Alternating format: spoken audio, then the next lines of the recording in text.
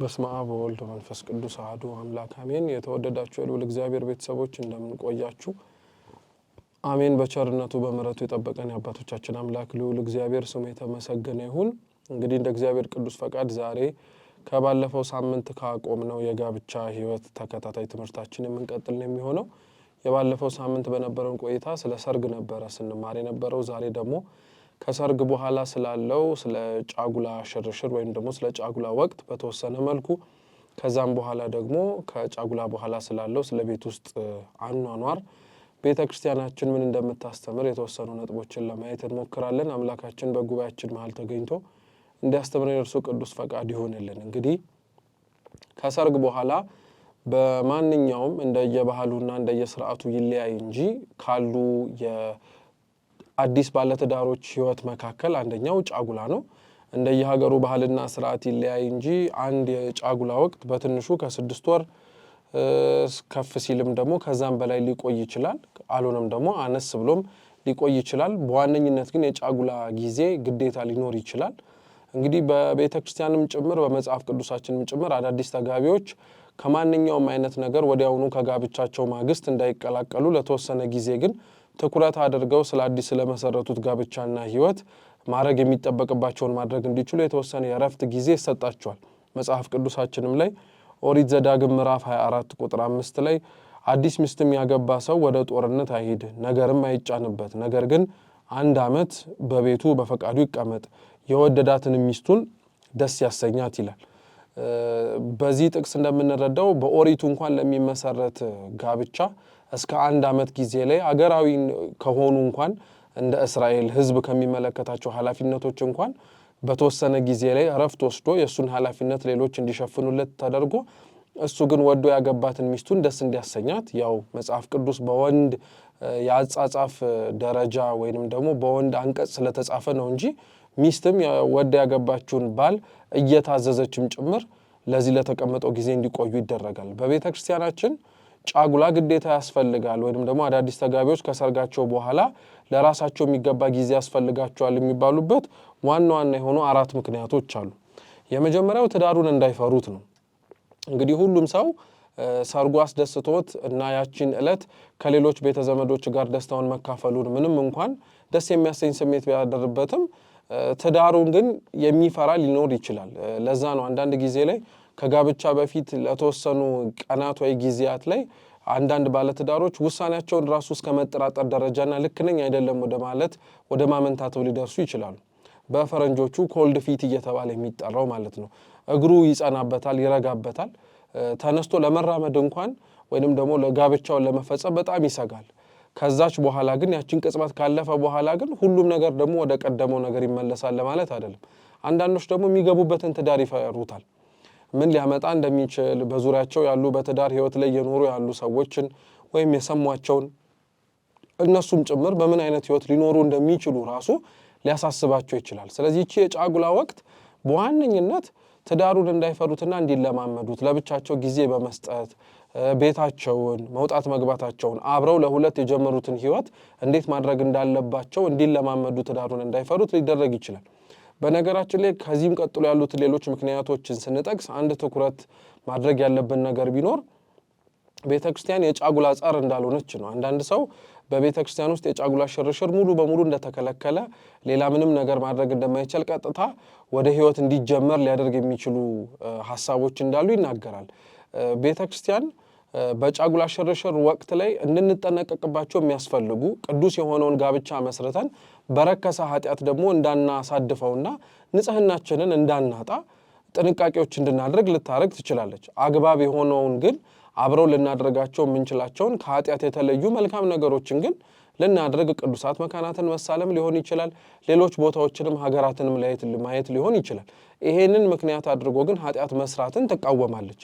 ልክ የእጮኝነት ጊዜ ላይ ለጋብቻና ከጋብቻ በኋላ ላለው ህይወት ማለትም ከሰርግ በኋላ ላለው ህይወት ዝግጅት ይደረግበታል እንደሚባለው ሁሉ በጫጉላ ጊዜ ላይ ባለው እረፍት ተመልሰው ወደ ቤታቸው ሲቀላቀሉ አሊያም ደግሞ ቤታቸው ውስጥ ሆነው ከዚህ ከጫጉላ ጊዜ በኋላ ስለሚኖሩት ህይወት ጊዜ ሰጥተው መነጋገሪያ ዋና ወቅት እንደሆነች በማወቅ እንዲያሳልፉት ስለሚፈልግ በደንብ አጽንኦት ይሰጠዋል እንጂ ወደዛ ወደዚህ ብለው ደስ ሊያሰኛቸው የሚችሉ ነገሮችን ከኃጢአት ተቆጥበው ማድረግ እንዳይችሉ የተከለከለበት ምክንያት ወይንም ደግሞ አገባብ ሊኖረው አይችልም። ስለዚህ የጫጉላ ጊዜ የተፈቀደ መሆኑን በዚህ ማወቅ እንችላለን። ሁለተኛው የጫጉላ ጊዜ የሚያስፈልግበት ምክንያት ደግሞ አብሮ መኖርን እንዲለማመዱና እንዲግባቡ ነው። እሱም በራሱ ቤት እሷም በራሷ ቤት ትኖር የነበረችው ሴት አሁን ግን አብረው አንድ ጣሪያ ውስጥ መኖር ሲጀምሩ ይሄንን ትዳር እንዳይፈሩት እንደሚደረገው ሁሉ የበለጠ መግባባት፣ መገነዛዘብ፣ መረዳዳት እንዲኖራቸውና አብሮ መኖርን ደግሞ እንዲለማመዱ እርግጥ ነው እኮ አንዳንዴ ከቤተሰቦቻቸው ጋር ኖረው ቀጥታ ወደ ትዳር ወይም ወደ ጋብቻ የሚገቡ ሰዎች ትላንትና እስከማን ጋር ሲኖሩ ነበረ? ሰው ጋር አብረው አልነበረ እንዴ ሲኖሩ የነበሩት ሊባል ይችላል። እርግጥ ነው አዎ ከሰው ጋር ነው የኖሩት። እነዛ አብረዋቸው የኖሩት ሰዎች ግን አሁን እንዳገቡት ሰው ወይ ባል ወይ ሚስት ሆነው አይደለም፣ ቤተሰብ ሆነው ነው። ስለዚህ አብሮ ከትዳር አጋር ጋር መኖር እንዲለማመዱ መውጣት መግባትን፣ አብሮ ማምሸትን ማደርን እንዲለማመዱ ይደረጋል። ምክንያቱም አንዳንዴ አብሮ ከመዋልና ከማደር የተነሳ መሰላቸት ራሱ ይመጣልና ያ ጣፋጭነቱ ደስ ብሏቸው የገቡበት ህይወታቸውን ደስ ተሰኝተው መቀጠል እንዲያስችላቸው ጥሩ የሆነ መግባባት ወይም ኮሚኒኬሽን እንዲኖራቸውም ጭምር ይሄ ጫጉላ ጊዜ ሊደረግ ይችላል ወይም ያስፈልጋል ይባላል። ሶስተኛው ለሩካቤ ስጋ ደናግላን ሆነው ስለቆዩ አዲስ ስለሚሆንባቸውም ጭምር በቂ ጊዜ ለመስጠት ነው። እንግዲህ ጋብቻ ከተመሰረቱባቸው ዓላማዎች መካከል አንደኛው ዘርን ለመተካት ነው። ዘር የሚተካው ደግሞ እንደምናውቀው በሩካቤ ስጋ ነው። ስለዚህ እነዚህ ደናግላን ሆነው በዚህ ህይወት ላይ የመጡ ወይም ለዚህ ህይወት አዲስ የሆኑ ሰዎች ይህንን የሩካቤ ስጋ ህይወት ከዚህ በፊት አይተውትም ስለማያውቁ ይህንን ደስ ሊያሰኛቸው የሚችላቸውን ህይወት ሲጀምሩ ደግሞ በዛ ውስጥ በቂ ጊዜ ካልተሰጣቸውና ያንን ህይወት እንደሚያገኙት አምነው ተለማምደው እንዲኖሩ በርና ሁኔታዎች ካልተመቻቸላቸው ያለ ጫጉላ ጊዜ ላይ ያንን ወቅት ማሳለፍ የሚችሉበት ነገሮች ከሌሉ በጣም አደገኛ ሊሆን ይችላል።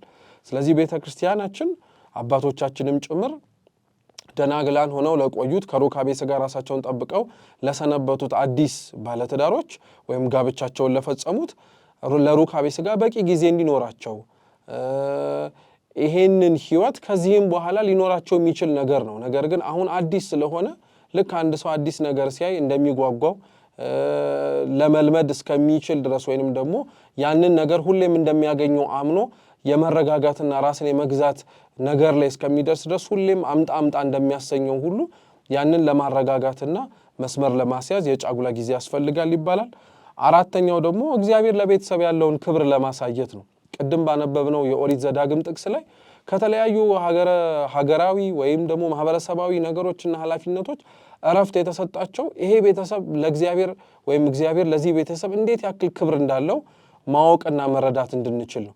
እረፍት ሰጥተው ወይንም ደግሞ እረፍታቸውን አግኝተው እግዚአብሔር ስለሰጣቸው ስለዚህ የተቀደሰ አገልግሎት ወይንም ደግሞ የተቀደሰ ቤት እነሱም ደግሞ በተራቸው ተጨንቀው ያንን በረከትና ያንን ጸጋ እንዳያጡ ተጠንቅቀው የሚጠብቁበትና ተጠንቅቀው ራሳቸውን አስገዝተው የሚሄዱበትን ህይወት መመስረት እንዲችሉ እግዚአብሔር ይህንን ጊዜ ሰጥቷቸዋል። በዚህም ደግሞ ትዳርን ማክበሩን የተመሰረተውን ጋብቻን ቤተክርስቲያን ማክበሯን የሚያመላክቱ ነገሮች ናቸው ማለት ነው። ይሄንን እንደዚህ ካልን ታዲያ እንግዲህ ጫጉላም ወቅት አለው፣ ሰርግም ወቅት አለው። እንግዲህ ለረጅም ጊዜ ምናልባት ሊዘልቅ የሚችለው ትልቁ ነገር ቢኖር ከዛች ከሰርግና ከጫጉላቸው በኋላ ያለው የጋብቻ ህይወታቸው አለመታደል ሆኖ በነገራችን ላይ በጣም ትኩረት ሊሰጣቸው የተገባ ትኩረት ከተነሳቸው አሁን ላይ እንዲያውም ነገ አዌርነስ ወይንም ደግሞ ትንሽ ወደ ብርሃኑ ወጥተው ትኩረት መደረግ አለባቸው ተብለው ከሚነገሩ ነገሮች መካከል የጋብቻ ወይንም ደግሞ ከሰርግ ማግስት ያሉ ህይወት በጣም ትልቁን ስፍራ ይይዛል።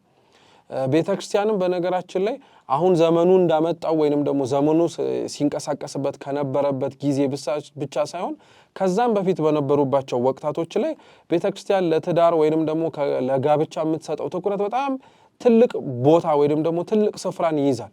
አንዳንድ ሰው የጋብቻ ትምህርት በቤተክርስቲያን መሰጠት የጀመረው አሁን ከተወሰኑ ከቅርብ ዓመታት ጀምሮ ይመስለዋል። ነገር ግን ምናልባት የአገልጋዮች ስንፍናና ድክመት ወይንም ደግሞ አገልግሎቱ እየተሰጠ ለምእመኑ ተደራሽ ሊሆንበት የሚችሉበትን መንገዶች አለመመቻቸት ካልሆነ በቀር ቤተክርስቲያን ስለ ጋብቻና ከጋብቻ በኋላ ስላለው ህይወት ማስተማር የጀመረችው በጣም ሩቅ ጊዜ ላይ ነው። ወይንም ደግሞ ይሄ ጊዜ ነበረ ያ ጊዜ የለም ሊባልላትም እስከማይችል ደረጃ ረጅም ዓመታትን ዘልቃለች። ይሄ ያስፈለገው ለምንድነው ብለን መቼም መጠየቃችን አይቀርም። የዚህ ዓለም ኑሯችን ለቀጣዩ ዓለም የምንዘጋጅበት ህይወታችን ነው። በዚህ የምናረጋው በዚህ የምናደርጋቸው ነገሮች በሙሉ በላይ በሰማያት ብድራታቸውን መልሰን ከእግዚአብሔር እንቀበላቸዋለን ብለን የምናስባቸው። አንድ ሰው ዛሬ የሚኖረው ህይወት ነገ ላይ ከእግዚአብሔር ጋር ሊኖረው ከሚችለው ህይወት ጋር በመጥፎም ይሁን በጥሩ መንገድ ዋጋ እንዳለው የማያውቅ ሰው ካለ በነገራችን ላይ ለዚህ አይነት ሰው ሞት ሳይሻለው አይቀርም። ወይንም ደግሞ በቁም ሞቷል ብንል ብዙም ማጋነንም አይሆንም። ምክንያቱም ክርስቲያን የሚኖረው ይህችን ዓለም እንደ ቋሚነት ላይሻገራት ለዘላለም የሚቀመጥባት አድርጎ አስቦ አይደለም። ለቀጣዩ ዓለም ከሞት በኋላ ላለው ህይወት ራሱን እያዘጋጀ ነው የሚቀጥለው። ለዚህ አይነት አኗኗር ደግሞ ቤተክርስቲያን ውስጥ በጣም ጥሩ ምሳሌና ማሳያ ይሆናሉ የሚባሉት ደግሞ ከሞት በኋላ ህይወት እንዳለ ለማጠየቅ መነኮሳት ናቸው። እንግዲህ መነኮሳት በቁሙ የቃሉ ትርጉም መነኮሳት ሲበዛ ነው። በነጠላ መነኩሴ ይባላል። ስርወ ግሱ ወይንም ደግሞ መነሻ ትርጉሙን ምክንያት አድርገን ብንፈታው ቃሉ መነኩሴ ማለት ሞተ ማለት ነው፣ ወይም የሞተ ማለት ነው። በስጋው የሞተ ለማለት ሳይሆን በውስጡ ግን ህሊናው ለዓለም የሞተ ራሱን ከእግዚአብሔር ጋር ያጣበቀ የዓለምን ፍትወትን ወይንም ደግሞ ስሜቷን ከራሱ ቆርጦ ለመጣልና የክርስቶስ ሙሽራ ሆኖ ለመኖር ራሱን ያዘጋጀ ሰው መነኩሴ ይባላል። ስርዓቱን ጠብቆ በስርዓተ ገዳም አሊያም ደግሞ በስርዓተ ገዳም ውስጥ ተቀላቅሎ ራሱን ደግሞ በብህትውናም ሊለይ ይችላል። ዋነኛው ያነሳንበት ነጥብ ግን ምንድነው? መነኮሳት ከሞት በኋላ ላለ ህይወት ምሳሌ ስለሚሆኑ ነው። መነኮሳት እንግዲህ ሲመነኩሱ ስርዓተ ግንዘት ተፈጽሞላቸው ነው ጸሎት ተደርጎላቸው የሚመነኩሱት። ስለዚህ አንድ ሰው ሲሞት ነው መቼም ግንዘት ጸሎት የሚደረግለት። እኒህ ግን ሳይሞቱ እንደሞቱ ሆነው ይገነዙና ወይንም ደግሞ ስርዓተ ግንዘት ጸሎት ተደርጎላቸው ከዛ ጸሎት በኋላ ሲነሱ ለዓለም ሞተው ለክርስቶስ ግን እየኖሩ በህይወት ነው የሚታዩት። ስለዚህ ከሞት በኋላ ህይወት እንዳለ ሳንሞት እንኳን መነኮሳት ማሳያ ናቸው። ለዛ ነው ቅዱስ አትናቴዎስ አባታችን በረከቱ ይድረሰንና በትንሣኤ ዙሪያ ላይ ከተጠየቃቸው ጥያቄዎች መካከል አንዱ ምንድነው? ክርስቶስ እንደተነሳ በምን ታውቃለህ ብለው ጠየቁት ቅዱስ አትናቴዎስን። እና ቅዱስ አትናቴዎስ ምን ብሎ መለሰ? መነኮሳት በመኖራቸው አለ። ምክንያቱም መነኮሳት እንዳልኩት ተገንዘው ስርዓተ ግንዘት ተፈጽሞላቸው ነው ሞተዋል ተብለው ግን ቆሞ ይራመዳሉ። ስለዚህ መነኮሳት ሞተው ቆሞ ከተራመዱ ክርስቶስም ሞተው ለመነሳቱ ትልቅ ማሳያና ምስክር እነሱ ናቸው ብሎ ቅዱስ አትናቴዎስ አስተምሯል። መነኮሳትን ያነሳንበት ዓላማ ታዲያ ምንድነው ሲባል እንግዲህ መነኮሳት ከሞት በኋላ ህይወት እንዳለ ማሳያ፣ በምድር የምንሰራውን ነገር በሙሉ በላይ በሰማያት ከእግዚአብሔር ዘንድ እንደምንቀበለውም ጭምር አምነን ልንኖረው የሚገባ ህይወት ነው ብለን እንዳነሳ ነው መነኮሳት ለዚህ ጥሩ ማሳያ ስለሆኑ ነው። በነገራችን ላይ የመነኮሳት ህይወት ሰው ሲመነኩስ ብቻ የሚኖረው አይደለም። እውነተኛ መነኮሳት ከእውነተኛ ባለትዳሮች የሚለያዩት በስጋ በመውለድ ብቻ ነው። ከዛ ባለፈ ግን በጾም፣ በጸሎት፣ በስግደት፣ በምጽዋት ተመሳሳይ ህይወት ሊኖራቸው ይችላል። ይህ እንኳን ሳይቀር የምንቀበለው ቅዱስ ስጋና ክቡር ደም እንኳን ለመነኮሳትና ለባለትዳሮች አንድ ነው። የምናመልከው አንድ ጌታ ነው። የምንጠመቀው አንዲት ጥምቀት ነው። የምንኖረው ደግሞ በአንዲት ሃይማኖትም ጭምር ነው። ለዛ ነው ሐዋርያው ቅዱስ ጳውሎስ በአንደኛ ቆሮንቶስ መልእክቱ ምዕራፍ 7 ቁጥር 7 ላይ ሰው ሁሉ እንደኔ እንዲሆን እመኛለሁ አለ። ቅዱስ ጳውሎስ እንግዲህ በንጽህና ወይንም ደግሞ በምንኩስና ህይወት ከጋብቻ ውጪ ሲኖር የነበረ ታላቅ አባት ነው። ይህንን ህይወት ሰው ሁሉ እንዲኖረው እመኛለሁ ያለውን አንድ ሰው ስላገባ የሚያጣው ብቻ አይደለም፣ አግብቶም ጭምር ወይም በቅዱስ ጋብቻም ጭምር ሆኖ አንድ ሰው እንደ እውነተኛ መነኮሳት እንደተባለው እየጾመ እየጸለየ እየሰገደ እየመጸወተ መነኮሳት ሊኖሩት የሚገባውን ህይወት እሱ በቤት ውስጥ ሊኖረው ይችላል ማለት ነው። ስለዚህ ባለትዳሮች ምንም እንኳን ቢጋቡ የመነኮሳት ሕይወት እንዲኖሩ ቅድስት ቤተክርስቲያናችንም ጭምር ትናገራለች። መነኮሳት ክርስቶስ ከሙታን ለመነሳቱ ምክንያት ከሆነ ባለትዳሮች ላይ ሆኑ የሚችሉበት ምክንያት ምንድነው?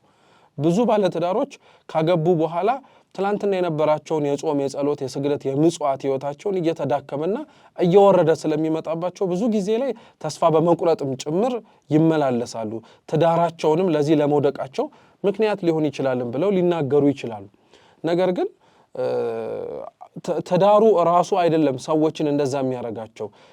በትዳሩ ውስጥ ሊኖራቸው የሚገባውን ክርስቲያናዊ ሕይወትና መንፈሳዊ ጥንካሬን ሰዎች ስላገቡ ብቻ ነፃ የሚወጡ መስሏቸው ቸልተኝነትን ሲያሳዩ ወይንም ደግሞ በስንፍና ውስጥ ሲጠመዱ ከፍ ካለም ደግሞ ሳያውቁ ቀርተው ሲሆን ነው።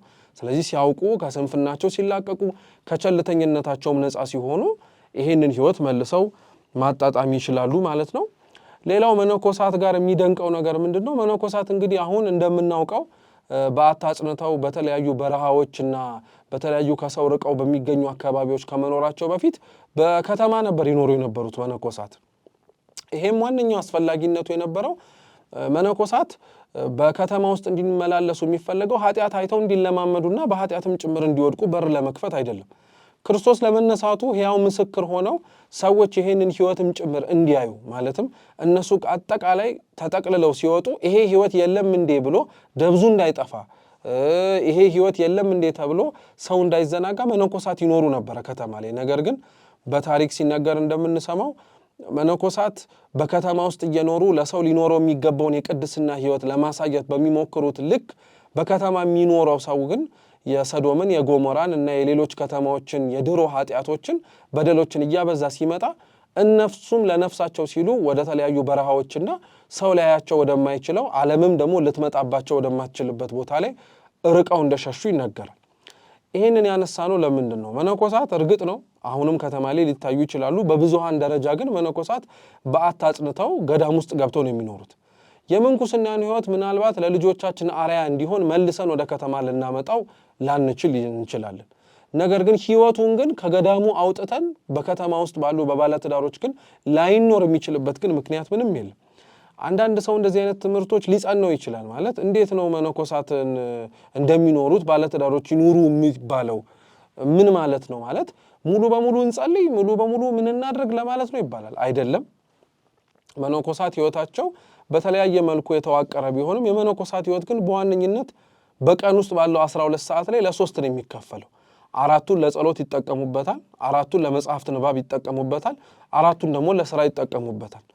ስለዚህ መነኮሳት እንኳን ይሰራሉ ለማለት ነው። እንደ መነኮሳት እንኑር ሲባል አንዳንድ ሰው ከተለያየ ነገር ራሱን አርቆ ለማለት የተፈለገበት በዋነኝነት ኃጢአት የሚለውን ጭብጥ ለመስራት ምክንያት እንዳይኖረው ምክንያት ለመስጠት ነው ማለት ነው። ስለዚህ መነኮሳት ሊኖሩት የሚገባውን ሕይወት ምስክር ሆነው ባለትዳሮችም እንዲኖሩት የቤተ ክርስቲያናችን መምህራን ያስተምራሉ ማለት ነው። እነዚህ መነኮሳት የሚኖሩትን የቅድስና ሕይወት ደግሞ የሚኖሩ ቤታቸውን እንደ ቤተ ክርስቲያን የሚኖሩ ባለትዳሮች ደግሞ በስም ደረጃ ሲጠሩ ትንሿ ቤተ ክርስቲያን ወይም ደግሞ አቅሌሲያ እየተባሉ ይጠራሉ። እንግዲህ ቅዱስ ዮሐንስ አፈወርቅ ነው ለመጀመሪያ ጊዜ ላይ ይሄንን ስያሜ ከትልቁ ቤተ ክርስቲያን ለመለየት እቺን ትንሿ ቤተ ክርስቲያን ወይም ደግሞ እውነተኛ ኦርቶዶክሳዊ ቤተሰቦችን ለመወከል ክርስቲያኖችን የተጠቀመው ማለት ነው። እነዚህም ባል፣ ሚስት፣ ልጅ፣ ሰራተኛና እንግዳ ያሉባቸው ሲሆን ቅዱስ ጳውሎስ ይህንን ኦርቶዶክሳዊ ቤተሰብ ልክ እንደ ቤተ ክርስቲያን ትልቁ አይበለው እንጂ ትንሹ ቤተ ክርስቲያን ያለበትን ምክንያት በቅዱስ ጳውሎስ መልእክት በዕብራውያን ምዕራፍ 12 ከቁጥር 22 ላይ እነዚህም መንፈሳዊት የሆነችው ታላቂቷ ቤተ ክርስቲያን ውስጥም ያሉት አካላት በተመሳሳይ ቁጥር 5 ስለሆኑ ነው። እነዚህም አእላፍ መላእክት፣ የበኩራት ማህበር፣ የሁሉ ዳኛ የሚሆን እግዚአብሔር፣ ፍጹማን የሆኑ የጻድቃን መንፈሶችና ጌታችን መድኃኒታችን ኢየሱስ ክርስቶስ ነው። ስለዚህ ትንሿ ቤተ ክርስቲያን የተባለችበት ምክንያት ከዚሁ አንጻር ቅዱስ ዮሐንስ አፈወርቅ ስለተመለከታትና ስላያት ነው። እንግዲህ እንዴት ነው ኦርቶዶክሳዊ ቤተሰብ ቤተ ክርስቲያን እየተባለ የሚጠራው ሊባል ይችላል? አንደኛው በዘይቤ እያንዳንዱ ግለሰብ ቤተ ክርስቲያን ነው። ቅዱስ ጳውሎስ የቆሮንቶስ መልእክቱ ላይ ሲያስተምር እናንተ ሰውነታችሁ የእግዚአብሔር ቤተ መቅደስ ማረፊያ እንደሆነ አታውቁምን እያለ ይነገራል። ግዴታ ስማችን አበበ ከበደ ተብሎ ስለተጠራ ቤተ ክርስቲያን አይደላችሁም ላይባል ይችላል። እያንዳንዱ የክርስቲያን ነፍስ ተጠምቆ የሚቆርብ ተጠምቆ በቅዱስ ሥጋውና በክቡር ደሙ የታተመ ሰው ለእግዚአብሔር ማረፊያው ነው። ቤተ መቅደሱ ነው፣ ቤተ ክርስቲያኑ ነው። በታሪክ ደግሞ ወደ ኋላ ስንመለስ ዛሬ በተለያዩ ዓለማት ላይ ስርዓት አምልኮ እንድንፈጽምበት የተዘጋጁት አብያተ ክርስቲያናት ወይንም ደግሞ ስርዓት አምልኮ የምንፈጽምባቸው ቦታዎች ሳይኖሩ በፊት ቤተ ክርስቲያን ቅዱስ ሥጋውን ክቡር ደሙን ለልጆቿ ታቀብልና ትሰጥ የነበረው በደጋግ ክርስቲያኖች ቤት ነው።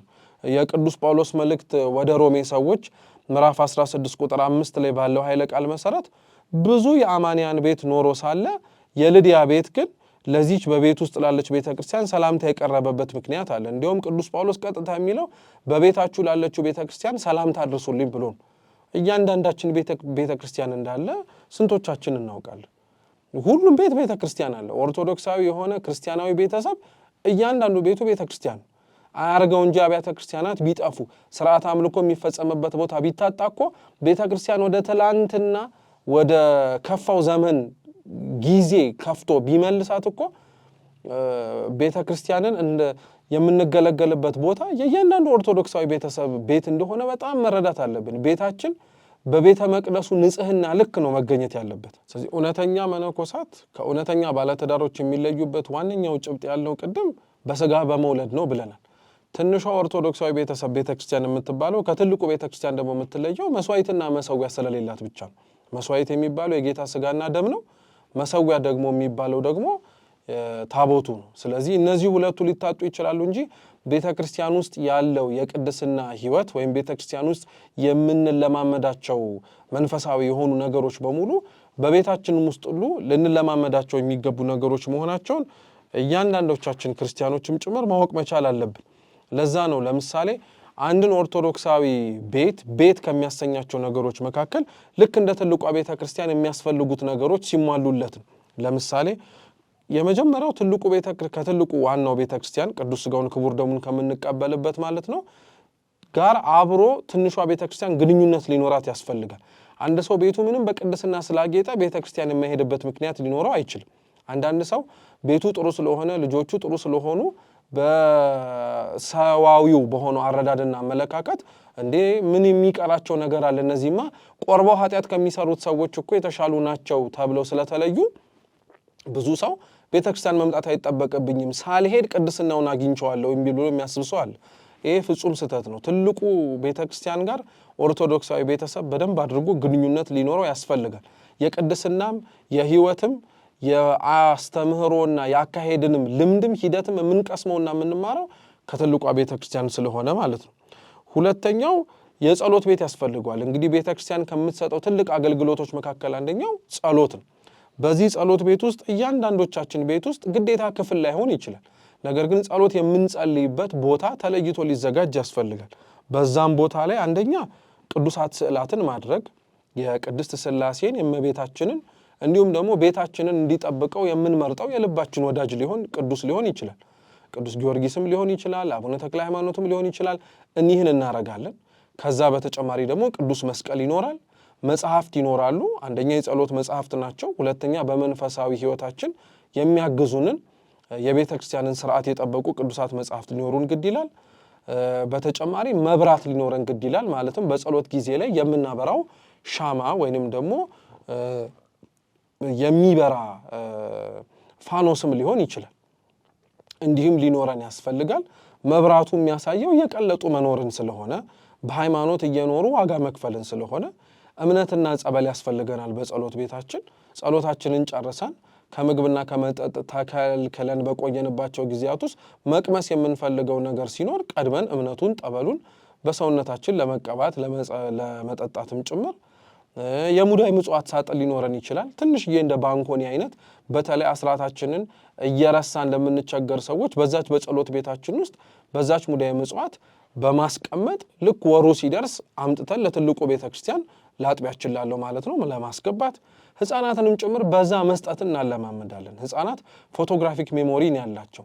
በቤታችን ውስጥ ሙዳይ ምጽዋትን እኛ እንኳን ብር እየሰጠናቸው እንዲከቱ ካለማመድናቸው ነገ ላይ ትልቁ ቤተክርስቲያን ሲመጡ ሙዳይ ምጽዋት ሲያገኙ እኛ እንኳን ብንረሳ ሳንቲም ስጡ መስጠት አለባችሁ እያሉ ወይም ራሳቸውን ለመስጠትም ጭምር ስለሚጠይቁ ማለት ነው። እኒህ ነገሮች በሙሉ ተሟልተው ከጨረሱ በኋላ የቤተ ክርስቲያኒቷ አገልግሎት ግን ጨረሰ አይባልም። አሁን ይሄ በሙሉ ያለ ዘረዘረው ነገር ትልቁ ቤተ ክርስቲያን ያለ ነገር። አንድ ቤተ ክርስቲያን ውስጥ ግን ይሄ ሁሉ ነገር ተሟልቷል ማለት ቤተክርስቲያን በቃ አለቀ አገልግሎት ትሰጣለች ማለት አይደለም። በሊቃነ ጳጳሳት ትባረካለች።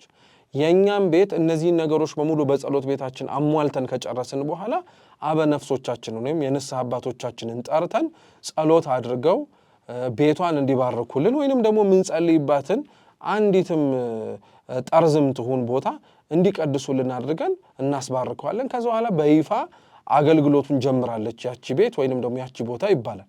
የሚገርመው አንዳንድ ቦታ ላይ እንዲያውም የጸሎት ቤታቸውን ስም ራሱ የሚያወጡለታሉ። ኦሪት ዘዳግም ምዕራፍ 6 ቁጥር 9 ላይ በቤተ መቃኖች በደጃፍም በሮች ላይ ጻፈው የሚል ጥቅስ አለና ያቺን ጥቅስ ምክንያት አድርገው አንዳንድ ቤቶች የጸሎት ቤታቸውን ስም ይሰጡታል። በገበዛቸው ሊሆን ይችላል።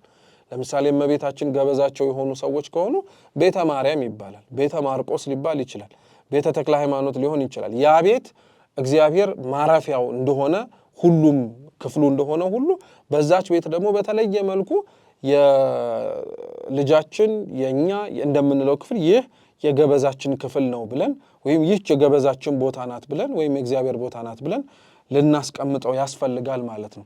ከዛ ባለፈ ግን በአገልግሎት ደረጃ ብንመለከተው ከትልቁ ቤተክርስቲያን እነዚህ ነገሮች ብቻ ሳይሆን ትንሿ ቤተክርስቲያን ወይም ኦርቶዶክሳዊ ቤተሰብ ብዙ ነገሮችን ሊወስድ ይችላል። ለምሳሌ የቤተሰብ ጸሎት የማቴዎስ ወንጌል ምዕራፍ 18 ቁጥር 20 ላይ ክርስቶስ ምን ይላል? ሕፃናትን ወደ እኔ ይመጡ ዘንድ አትከልክሏቸው ብሏል። ብዙ ቤቶች ላይ በጣም የሚገርመው ነገር አንደኛ የቤተሰብ ጸሎት አይኖርም። ሁለተኛ የቤተሰብ ጸሎት ደግሞ ካለ የቤተሰብ ጸሎት ውስጥ ሕፃናት እንዲሳተፉ አይደረግም። ስለሚረብሹ ህሊናን ሰብስበው ለመጸሎትም ጭምር ለመጸለይ ስለሚያዳግቱ ብዙዎች ልጆቻቸውን ስለ ጸሎት የሚያሳዩአቸውም ሆነ የሚያስተምሯቸው ነፍስ ሲያውቁ እንዲሆን ይመርጣል። ነገሮችንም ሲባሉ ለመስማትም ግን እውነት ለመናገር ሕፃናት በጸሎት ቤት ውስጥ መራቅ የለባቸውም። አዎ ሊረብሹ ይችላሉ። የሚይዙት የሚነኩት ነገር ስለሚፈልጉ ነው። ብንችል ምናልባት ወደፊት እኮ እዚህ ባለ አንዳንድ ስዕል አድህኖ ባለ አንዳንድ ብር ስዕል አድህኖ ተብላ ድሮ ትሸጥ የነበረችዋን በእነሱ ልክ እንዳይቆርጣቸው ጠርዞቹ ተስተካክለው የሚይዙት እያደጉበት የሚመለከቱት ነገር አድርገን ብንሰጣቸው ጸሎት ቦታቸው ላይ በጸሎት ቦታቸው ላይ ትንሽ ለነሱ ማረፊያ የምትሆን ጸሎት ስናደርግ እኛም አብረው የሚገኙበትን ምክንያት በእናት በአባታቸው እቅፍ እንዲሆኑ ይፈልጋል። ለምን እግዚአብሔር እኛን ስለ ጽድቅ ስራችን ብሎ ላይመለከተን እንደሚችል ከኃጢአታችን አንጻር እናውቅ ይሆናል። ሕፃናቱ ግን ንጽሐ ጠባያቸው ያላደፈ ስለሆነ እነዚህን ሕፃናት ብሎ እንኳን እኮ ሊጎበኘን ይችላልና ሕፃናትን ጸሎት የምናስለምዳቸው ስናድግ አይደለም ሲያድጉ አይደለም ገና በልጅነታቸው ወላጅ ሲጸልይ ማየት አለባቸው። ወላጅ ቆሞ ከስዕል ፊት ሲያደርግ የሚያዩትን ነገር ነው እነሱ የሚያደርጉት። ለዛ አይደለ አንዳንድ ቤተክርስቲያን ስንሄድ ከወላጆቻቸው እጅ ወይንም ደግሞ ጭን ላይ ወርደው መሬት ላይ ሲያስቀምጧቸው መሬቱን ዝም ብለው ይስሙታል። ሕፃናቱ ማን ሲያረጋ አይተው ነው? አካባቢያቸው ላይ ያለውን ሰው ነው። ሲጸልይ ሲያዩ ይጸልያሉ። አፋቸውን ከፍቶ ሲቆርቡ ሲያዩ አፋቸውን ይከፍታሉ። ይሄን የምንለው ሕፃናት እንደ ጠባያቸው የማያስቸግሩ አይሆንም እያልን አይደለም። ግን ልምዱን ለማዳበርና ለማሳደግ ግን ግዴታ ነፍስ እስኪያውቁ በሚለው መቀመጥ የለባቸውም። አብረው ማደግ አለባቸው። ይሄን የቤተሰብ ጸሎት ቤተክርስቲያን ታደርገዋለች። ምእመን፣ ዘር፣ ጎሳ፣ ብሔር፣ ትልቅ ትንሽ፣ አዋቂ፣ ያልተማረ፣ የተማረ ብላ ሳትለያይ ሁሉን ሰብስባ ጸሎት ታደርጋለች። ስለዚህ ቤት ውስጥም የቤተሰብ ጸሎት ያስፈልጋል። ጠዋት ሊሆን ይችላል፣ ማታ ሊሆን ይችላል፣ ማዕድ ከበላን በኋላ ሊሆን ይችላል። በአንድነት ቤተሰቡ ባል፣ ሚስት፣ ልጆች ኢቭን ሰራተኛም ጭምር አብሮ ተጠቃሎ የእምነቱ ተከታይ ከሆኑ እንዲለማመዱ ባይሆኑ እንኳን እኛ ያንን ነገር ማስታጎል የለብንም። ለምን መልካም ስራችን እንደ ዕጣን መዓዛ ማንን አውዶትና ስቦት ሊያመጣው እንደሚችል አናውቅም። ሁለተኛው የራስን ጸሎት ቅኝት ማዳበር ነው። ይሄን እያንዳንዱ ቤት ውስጥ ሊኖር የሚገባ ከቤተ ክርስቲያን የምንወስደው ሀብት ነው። ቤተ ክርስቲያን እንግዲህ የራሷ የሆነ የጸሎት ቅኝት አላት። ጠዋት፣ ከሰዓት፣ ማታ በየ24 ሰዓቱ የምትጸልያቸው ጸሎቶች በስነ ስርዓት ተስተካክለው የተቀመጡ ናቸው። ቤተሰቦችም ጭምር የቤተሰብ ጸሎት ሲያደርጉም ጨምሮ ይሁን በየግላቸውም ጭምር የራሳቸው የሆነ የጸሎትን ቅኝት ከቤተ ክርስቲያን ማግኘት ይችላሉ፣ ቅርበታቸውን የሚያዳብሩ ከሆነ። አንድን ጸሎት በነገራችን ላይ እንደው ቅኝት የሚያስብለውን ነገር ለማወቅ ማለት ነው ጸሎት የሚያሰኘው ምንድን ነው ብለን መጠየቅ መቻል አለብን። አንድን ጸሎት የሚያሰኙት ነጥቦች 4 ናቸው። ምስጋና፣ ምልጃ፣ ምስክርነትና ኃጢአትን ማመን ናቸው። ምስጋና የምንለው እግዚአብሔርን ማመስገንን ነው። ምልጃ የምንለው ለእኛ ውጪ ለሆኑ ሰዎችም የምናቀርበው ጸሎትና ልመና ነው። ቅዱስ ጳውሎስ እንዲያውም ምን ይላል? አንደኛ ጢሞቴዎስ መልእክቱ ምዕራፍ 2 ቁጥር 1 ላይ ከሁሉ አስቀድሞ ጸሎትና ልመና ምልጃም ምስጋናም ለሰዎችም ሁሉ ለነገስታትም ለመኳንንትም ሁሉ እንዲደረግ ለምናለሁ ይላል። በጣም ነው የሚገርመው። ቅዳሴያችን ላይ በእንተ ቅድሳት የሚባል ጸሎት አለ። እዛ ጸሎት ላይ ቤተክርስቲያን ከስነ ፍጥረት ከሰው ዘንድ ከመሪው ከተመሪው ከካህኑ ከሊቀ ጳጳሱ እማትጸልይለት አካል አይኖርም፣ ሁሉንም ትለምንለታለች። እና ይሄ እኮ ትልቅ ትምህርት ነው። በነገራችን ላይ ቤታችን ጸሎት ስናደርግ ለሁሉም መጸለይ እንዳለብን አስተማሪ ነው። ምልጃ የሚባለው ይሄ ነው። ሶስተኛው ይቅርታ ምስክርነት ነው። የምንጸልየው የምናምነውን የምንጸልየውን ስለሆነ ምስክርነት ሊኖር ያስፈልጋል። ጸሎት ልመና ብቻ ስላልሆነ ማለት ነው። የመጨረሻው ደግሞ ኃጢአትን ማመን ነው። ኃጢአትን አምኖ የህሊናን ወቃሽነትን አለመድፈን፣ ለሰራነው በደልም ተግባራዊ ምላሽ መስጠት ነው። ወይም ደግሞ ንስሐ መግባት ያስፈልጋል። እኒህ ለጸሎት ቅኝቶቹ ናቸው። ልክ አንድ ክራር አንድ በገና ቅኝቱ ካልተስተካከለ ድምፁ እንደማያምረው ሁሉ ጸሎታችን ከቅድመ እግዚአብሔር እንዲደርስና እግዚአብሔርን እንዲያስደስተው የሚፈልግ ሰው ካለ ቅኝቱ በደንብ አድርጎ መስተካከል አለበት። ቅኝቱም ተስተካክሎ በነገራችን ላይ ጸሎቱ ላይቀል ይችላል። ምክንያቱም የጸሎት ህይወታችን ላይ እንደምናውቀው ሁሉም አልጋ ባልጋ አይደለም። አንዳንዴ እንበረታለን፣ አንዳንዴ እንሰንፋለን። አንዳንዴ የጸለይን ባልጸለይን ኖሮ ብለን እስከሚያስመኘን ድረስ ብዙ ፈተናዎች ሊመጡ ይችላሉ። ግን ክርስቲያኖች በጣም ልብ ማለት ያለብን ነገር ምን መሰላችሁ? ጸሎት ስንጸልይ የሚገጥመን ፈተና የመጀመሪያው ነው እንጂ የመጨረሻው ማሳያ አይደለም። እንዲያውም ቅዱስ ዮሐንስ አፈወርቅ ምን ይላል? ጸሎት ስትጸልዩ የሚገጥማችሁ ፈተና ከነዓን ለመግባታችሁ ማሳያ ሳይሆን ከግብጽ እየወጣችሁ እንደሆነ አመላካች ነው ይላል። ከግብጽ ሲወጡ መንገዱ እኮ አልጋ ባልጋ አልነበረም ለእስራኤላውያን። ከኋላ የፈርዖን ሰራዊት ያሳድዳል፣ ከፊት የኤርትራ ባህር ተደቅኗል። አለማቆማቸው መራመዳቸውንና በመጨረሻም ደግሞ ከአቅማቸው በላይ ሲሆኑ እግዚአብሔርን መጥራታቸው ግን ባህሩ እንዲከፈል በሙሴ አማካኝነት እነሱም ወደ ከነዓን እንዲሄዱ ከሰማይ መና እንዲወርድ ከጭንጫ ላይ ውሃ እንዲፈልቅላቸው አድርጓል። ይሄንን ማሰብ መቻል አለበት ማለት ነው። እነዚህን ስሜቶችን እያለፍን ስንመጣም ደግሞ ጥሩ የሆነ የጸሎት ህይወትን እያዳበርን እንመጣለን።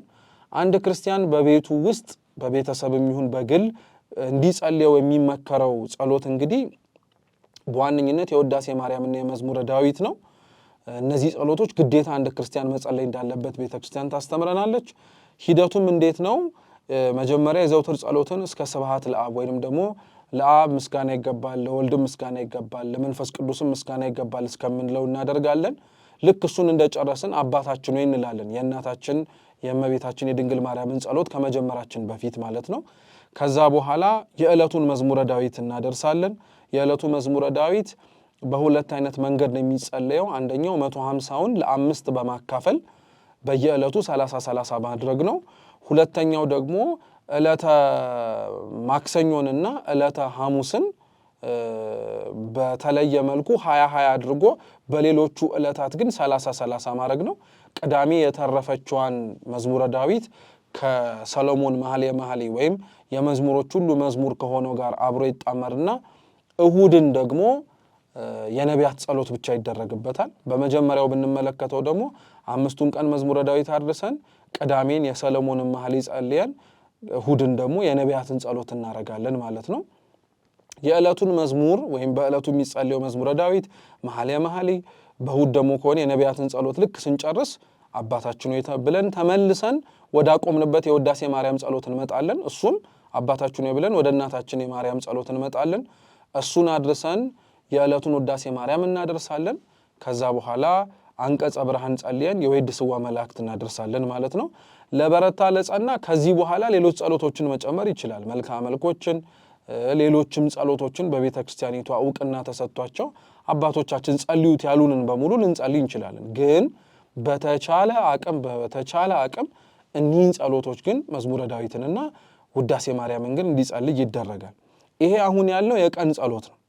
በማታ ጸሎት ግን ሲሆን አቡነ ዘበሰማያትን የእመቤታችን ጸሎት ወይም ሰላም ለኪን ያደርስና መዝሙር 3ንና መዝሙር 40ን እግዚኦሚ በዝሁ ለይሳቂዩን የሚለውንና አቤቱ የሚያስጨንቁኝ ምንኛ በዙ የሚለውንና መዝሙር 40 ለችግረኛና ለምስኪን የሚያስብ የሚራራ ሰው ብፁዕ ነው ምስጉን ነው የሚለውን እንድናደርግ ቤተክርስቲያናችን ታዘናለች። የበረታ ሰው ግን ካለ ከ3 እና ከ40 መዝሙር ውጪ 6ን 24ን መዝሙር 50 መዝሙር 69 መዝሙር 85 መዝሙር 90ን መዝሙር 101ን መዝሙር 120ን መዝሙር 135ን መጨመር ይችላል።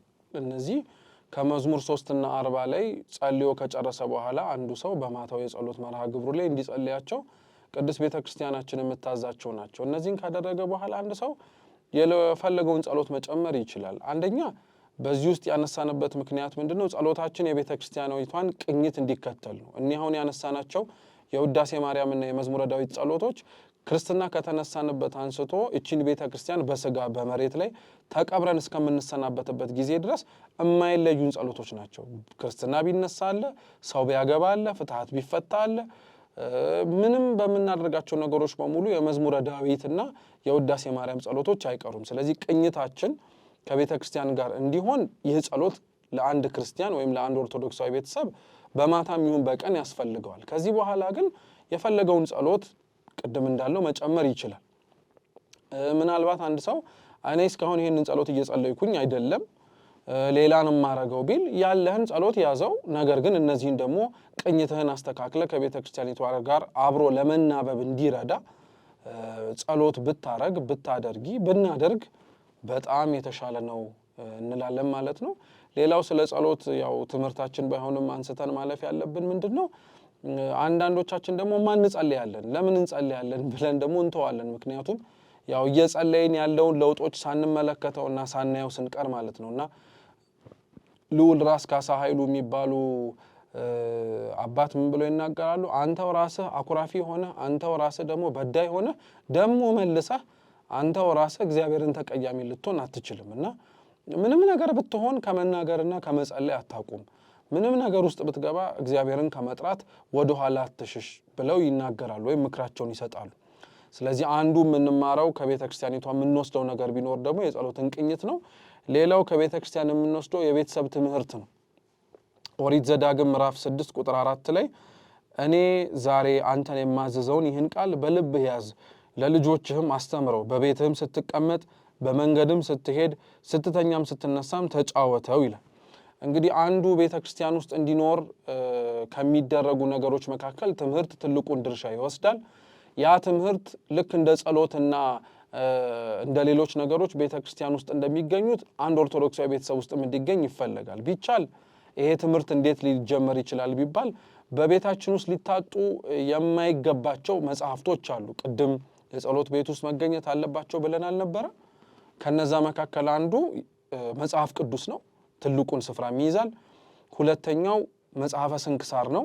ስንክሳር እስትግቡ ነው፣ የቅዱሳንን ታሪክ በአመቱ ውስጥ አባቶቻችን ጽፈው የምናገኝበት ነው። ሶስተኛው ደግሞ መጽሐፈ ግጻዌ ነው። መጽሐፈ ግጻዌ ልክ የቤተክርስቲያን ካላንደር ብለን ልንቆጥረው እንችላለን።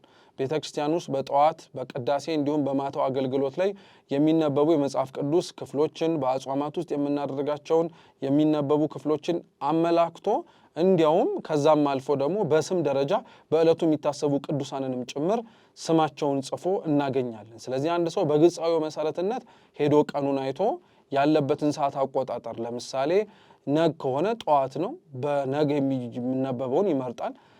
የቅዳሴ ሰዓት ከሰዓትም ይሁን ጠዋትም ይሁን እሱን ይመርጣል። ከዛ ባለፈ ደግሞ ሰርክ ደግሞ በአመሻሹ ከ11 ሰዓት በኋላ ባለው ደግሞ የሚነበበውን ይመርጥና ያነባል። ይሄ በጣም ጥሩ ነው። በነገራችን ላይ የሚያነባውን አባት ወይ እናት ቢኖር በተለይ አባት ቢኖር መጽሐፉን ገልጦ ቢያነብ ሚስት ልጆች ቢያደምጡ ነገ ቤተክርስቲያን ስርዓት አምልኮ ለመሳተፍ ለምሳሌ ለእሁድ ቅዳሴ ቅዳሜ እሁድ የሚነበበውን አንብበው ቢመጡ አንደኛ ወላጆችም ልጆችም በሁለተኛ ጊዜ ይሄንን ቃሉን ካህኑ ወይም በቤተክርስቲያን ስርዓት አምልኮ ሲሰሙ ጥሩ ነው ለአጽንኦት። ሁለተኛ ለልጆችም ላስተዳደግም ይጠቅማል። ለምሳሌ ብዙ ከሚያዳግቱን ነገሮች መካከል ወላጆች ልጆቻቸውን የሚላቸውና ቤተክርስቲያን ልጆቻቸውን አግኝታ ከወላጆች ማለት ነው የምታስተምረው ትምህርት አንዳንዴ ይለያያል እና ልጆች ግራ ይጋባሉ። ቤተክርስቲያን ሁኑ ያለቻቸውን ወላጅ ሲከለክል፣ ወላጅ ሁኑ ያላቸውን ቤተክርስቲያን ስትከለክል ይገኛል። ይሄ መሀል ላይ ያለውን አለመግባባትና አለመስማማት ሊያርቅ የሚችለው ትምህርት ወይንም ደግሞ መግባባት ሲቻል። ስለዚህ አሁን ወላጆች ለምሳሌ ይሄንን አንብበው ከወላጅ ይሄንን ሰምተው ቤተክርስቲያን ደግሞ ሄደው የቤተክርስቲያንን ክብር አውቀው ካህናቱ ሲያነቡ ይሄንን ወንጌል ቢሰሙ ልጆች ምንድነው የሚሉት? ትላንት አባዬ ያነበበውን ይሄ ካህን ደገመው ብለው የአባቱን ቃል መስማት የቤተክርስቲያን እንደሆነ የቤተክርስቲያኒቷን ድምጽ መስማት የአባቱን ቃል መስማት እንደሆነ ወይም የወላጁን ቃል መስማት እንደሆነ ቆጥሮና አስቦት ነው የሚመጣው። ስለዚህ ያ በጣም ጥሩ የሆነ መልእክት ስላለው የቤተሰብ ትምህርት ቢኖር ቢቻል በተወሰኑ ቀናት ካህናት ጸበሉን ለመርጨት ቤት ሲመጡ የተማሩ ከሆኑ ቁጭ አድርገው እንዲያስተምሩ ማድረግ የተነበበውን ጥያቄ መጠየቅ ከዛም ባለፈ ደግሞ ካልሆነ እንኳን መምህር እንኳን ቀጥሮ እኮ አንድ ቤተሰብ በነገራችን ላይ መማር አለበት ስለ ሃይማኖቱ ቢቻል እንደው ጥንካሬው እና ብርታቱ ስንፍናችንም ጭምር ስለሌለንና ስንፍናችንም ጭምር ስለሚያዳግተን ነው እንጂ መማር ነበረብን መምህራን መተው ቢያስተምሩ የክርስቲያን የነፍስ አባቶች እየመጡ ጠበል እየረጩ ጸሎት እያደረጉ ቤተሰቡን ቢያንጹ በሁሉ መንገድ የክርስትና እምነት ተከታዮችን ከአንድ ቤት ሳይወጡ የተለያየ እምነት ሳይዙ ያላቸውንም ጭምር ደግሞ ወደ ተከክለኛው እምነት ለመመለስ ያሉትን ደግሞ እንዳይለውጡና ወደ ተሳሳተ መንገድ እንዳይሄዱ አጥር እንደማበጀትም ጭምር ሊሆን ይችላል በዛ መንገድ መሄድ ይችላል ከዛ በተጨማሪ ለልጆችም ማስተማር ቢቻል እንዲያውም ፍትሐ ነገሥታችን የጥበብ መጽሐፍትን መጽሐፍተ ሲራክን የሰሎሞንን መጽሐፍትን መዝሙረ ዳዊትን ህፃናት እንዲማሩ ያዛል እድሜያቸው ከፍ ይያለ ወይም መጽሐፍ ማንበብ ማዳመጥ ማገናዘብ በሚችሉበት ጊዜ ጀምሮ ስንት ወላጅ ግን ይሄንን ያደርጋል ለኪንደርጋርደን ለሚያስፈልገው ለማንኛውም አይነት ስጋዊ ዕውቀት ኢንቨስት የምናደርገውን ያክል ለእንደዚህ አይነት ነገርም ኢንቨስት ብናደርግ በጣም ጥሩ ነው መምህራንን ቤታቸው እንዲመጡ ማድረግ ካልሆነ እንኳን በአጥቢያችን ባሉ አብያተ ክርስቲያናት እኛና ሌሎች ጎረቤቶቻችን ልጆቻችንን ይዘን በመምጣት ካህናትን ቤተክርስቲያንን አነጋግረው ተቀምጠው እንዲያስተምሩ ማድረግ በጣም ጥሩ የሆነ መልእክትም ጭምር ከቤተክርስቲያን የምናገኘው ነው ማለት ነው ይሄ ደግሞ እንደ ቀላል የሚታይም ነገር አይደለም ብዙ ወላጅ ለዓለማዊ ትምህርቱ ለልጁ በሚደክምበት ልክ ለመንፈሳዊ ህይወቱ አይደክምለትም ከረፈደ በኋላ ግን ሲነቃ ይዞት ይመጣል እንዲህ ሆኖ እንደዚህ ሆኖ ይላል እርግጥ ነው ለዓለማዊ ህይወታቸው መድከም እንዲማሩ እንዲያውቁ ማድረግ አስፈላጊ ነው ምንም ጥርጥር የለው ነገር ግን ከሞት በኋላ ህይወት እንዳለ ግን እነዚህ ልጆች ወይንም ደግሞ የሚያድጉት ታዳጊዎች እየረሱ ማደግ የለባቸውም ስለዚህ በእኩል ፍሰት ብቻ ሳይሆን እንዲያውም መንፈሳዊ ህይወቱ እንዲያጠነክሩት እየተደረጉ ግብአት እንደሆነ ለዓለማዊ ህይወታቸው እያመኑ እንዲመጡና እያሳደጉት እንዲያመጡ ደግሞ መደገፍ መቻል አለባቸው ማለት ነው ሌላው ከቤተ ክርስቲያን ወስደን ቤታችን ውስጥ የምንተገብረው ነገር ወይንም ደግሞ መለማመድ ያለብን ነገር አስራት ነው እንግዲህ አስራት እንደምናውቀው ከ11 ለእግዚአብሔር የሚገባውን ነገር መስጠት ማለት ነው አስራት ክርስቲያኖች ሊያወጡት የሚገባ ለእግዚአብሔር የሚሰጥ ዋጋው ነው አንድ ሰው አስራት ሳያወጣ በነገራችን ላይ አስተያየት መስጠት የማይችልባቸው ነገሮች አሉ ለምሳሌ አስራት አገልግሎቱ ለቤተ ክርስቲያን ገብቶ ለቤተ መቅደስ አገልግሎትና ለካህናት የሚያስፈልጋቸውን የዕለት እንጀራቸውን መሸፈን አንድ ሰው ካህናት ያልተገባ ነገር በገንዘብ ዙሪያ ሲያደርጉ አየው ብሎ ነገር ግን እሱ አስራቱን ሳይወጣ ኮምፕሌን ማድረግ ወይንም ደግሞ አስተያየት መስጠት አይችልም አስተያየት መስጠት አይችልም ስንል ግን አደራ ልክ አለመሆኑን አይናገር ለማለት አይደለም ልክ አለመሆኑን መናገር መብቱ ነው ነገር ግን እሱ ሌላውን በሰፈረበት ቁና እሱም ራሱ ተመልሶ ይሰፈራል አንተ መች ሰጠህ ነው ተመልሶ የሚጠየቀው ወይም አንቺ መች ሰጠሽ እኛ መች ሰጠን ተብሎ ነው የሚጠየቀው አስራት ከቤተ ክርስቲያን የምናገኘው በጣም ትልቅ ነገር ነው ቅዱስ ዮሐንስ አፈወርቅ አስራትን እንደቀላል ነገር አያዩም እንዲያውም በብሉይ የሚጠበቅባቸውን ከሚያገኙት ነገር እስራኤላውያን ለደብተራ ኦሪቱ እንደሚሰጡት ሁሉ በሐዲስ ኪዳን ደግሞ አስራትን አለማውጣት በኦሪቱ የሚያስቀጣውን ቅጣት ምን ያክል ጥፍ ድርብ ሆኖ ሊመጣ ይችላል በዚህ ዘመን ደግሞ ይላል አስራት አለማውጣት እንደቀላል የምናየው ነገር አይደለም ክርስቲያኖች በቃ በተቻለና ለእግዚአብሔር የሰጠንን መስጠት መቻል አለብን በጣም ነው የሚገርመው ሰጥቶ ሲለምን አድርጉልኝ ሲል ሊያውም ሳያጣ እኮ ነው እኛን የሚጠይቀንን ገንዘብ እግዚአብሔር አምላክ እኮ ጎሎት አይደለም ነገር ግን በመስጠታችን ውስጥ መሰጠት አለ በማድረጋችን ውስጥ ለኛ የሚደረግ ደግሞ ትልቅ ነገር ስላለ አስራትም ጭምር በጣም ትልቅ ነገር ነው ይሄንን ህይወት ደግሞ እንዲኖረንም ጭምር ቤተክርስቲያን ታስተምረናለች ምጽዋትን ታስተምረናለች ምጽዋት ደግሞ ከአስራት ውጪ ያለ ነገር ነው አንድ ሰው አስራቱን ሰጥቶ ምጽዋት ሰጥቶ አይልም አስራቱን ከሰጠ በኋላ ለራሱ የተረፈውን በበጎ ፈቃዱ የሚያደርገው ነገር ስለሆነ ማለት ነው አስራት እየተከፈለ ምጽዋት እየተከፈለ የሚሰጥ ነገር አይደለም ላመነ ላላመነ ተብሎ አይሰጥም ይሄ በጣም መስተካከል አለበት መጽሐፈ መክብብ ምዕራፍ 11 ቁጥር 2 ላይ ለሰባት ደግሞም ለ8 እድል ፈንታ ስጥ ይላል አንድ ሰው እኔ ለማያምን እኔን የምኔን እምነት ለሚከተል ሰው ነው እንጂ ለማይከተል አላበላም አላጠጣም ማለት አይችልም መስጠት ካለበት ይሰጣል ሰባት ማለት ፍጹም 8 ከ7 ከፍ ያለ የጎደለ ነው ለሰባት ማለት ነው። ጎዶሎ ብዙ ጊዜ ሲባል የምንሰማውኛ ከ7 ያነሰ 8 ነው 6 ነው ይቅርታ። ስለዚህ 7 ፍጹም ነው 8 ማለት ከ7 ውጪ ሆነ ፍጹም ያልሆነውንም በሃይማኖት በመግባር ያልተመላለሰውንም ሰው ቢችል አንድ ሰው ምጽዋት መስጠት አለበት እንጂ ስለማያምን የኔን እምነት ስለማይከተል ብሎ መከልከል አይችል። በምጽዋት ውስጥ ሊደረግ የሚችል ገጸ በረከት በምጽዋት ውስጥ ሊደረግ የሚችል መትረፍ ስላለ ነው። ሩቃን እንዲ ሐዋርያት ሥራ ምዕራፍ 10 ላይ ያለው ቆርኔሌዎስ የእግዚአብሔር መልአክ የተላከለት ቅዱስ ጴጥሮስ መጥቶ ያስተማረው ለምንድን ነው?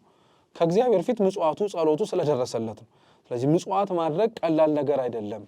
የማያምን ሰው ሰጥቶ የእግዚአብሔር መልአክ ከተገለጠለት ሐዋርያው ከተላከለት የሚያምን ሰው ደግሞ ለማያምን ሰውም ጭምር ቢሰጥ እግዚአብሔር አምላክ እንዴት አድርጎ በበረከት እሱንም ሌላኛውንም ሰው ሊጎበኘው ይችላል። ሌላኛው ቤት ውስጥ ያለ ከቤተ ክርስቲያን የምንወስደው ነገር የቤተሰብ ጾም ነው። ጾሙ ሁለት አይነት ነው። ከጥሉላት ከምግቦች ማለት ነው እና ከኃጢአት ከሩካቤ ከተለያዩ ነገሮችም የሚጾም ጾም አለ። ቤተሰቡ የተለያየ ነገር ሊደርስበት ይችላል። ባል፣ ሚስት፣ ልጆች፣ ሰራተኛ ያንን ዓላማ አድርገው መጸለይ የሚቻልበት ህይወት ነው። የመጨረሻው ከብዙ በጥቂቱ ከቤተ ክርስቲያን የምንቀበለው ነገር ደግሞ እንግዳ መቀበልን እንግዳ መቀበል ከኛ አልፎ ለተቀበልናቸው ሰዎችም ነገር ጭምር ሊተርፍ ይችላል። አንድ ታሪክ እናንሳ። ቅዱስ አስከናፍር የሚባል ጻድቅ ነበር። አባ አስከናፍር 12 ሽፍቶች ሊሰርቁት ቢመጡ ሽፍቶች መሆናቸውን እያወቀ ቤተው አስገብቶ እግራቸውን አጥቦ እናንተማ ሐዋርያት ናችሁ በሽፍታ ተመስላችሁ መጣችሁ በበረከት ልትጎበኙኝ አለ። ሽፍታ እኮ ናቸው ሰዎቹ። ነገር ግን የሱን የልብ ንጽህና አይቶ እነሱን ያልፈረደበት መንገድ ሊያያቸው የመረጠበት መንገድ ሰዎቹን ራሱ ልባቸውን ማርኳቸው ሽፍቶቹን ይቅርታ ጠይቀው እንዲመነኩሱ ነው ያደረጋቸው። ስለዚህ እንግዳ መቀበል ቀላል ነገር አይደለም። እቺን በአንድ ጥቅስ እንኳን እንዝጋት ብንል ቅዱስ ጳውሎስ ምን ይላል?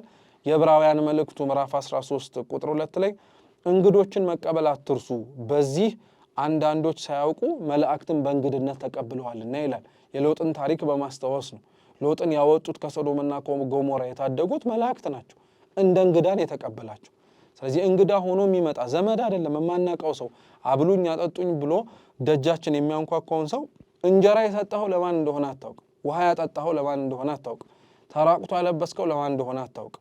ለማን እንደሆነ አናውቅም ሁላችንም። ስለዚህ ክርስቶስ እንደሆነ በማመን ግን ጌታዬ ታርዞ አለበስኩት፣ ተጠምቶ አጠጣሁት፣ ተርቦ አበላሁት ለማለትና የዛን የፍርድ ቀንን ለማለፍ የሚፈልግ ካለ ቤተሰቡ እንዲህ መምሰል አለበት ማለት ነው። የሰማነውን በልቡናችን ሰሌዳ ያሳድርልን። አምላካችን ልዑል እግዚአብሔር በቀጣይ ደግሞ በሚኖረን ክፍለ ጊዜ ላይ በቸርነቱ በምሕረቱ በሰላም አገናኝቶ ትምህርታችንን ለመማማር ያብቃን። ወስብሐት ለእግዚአብሔር።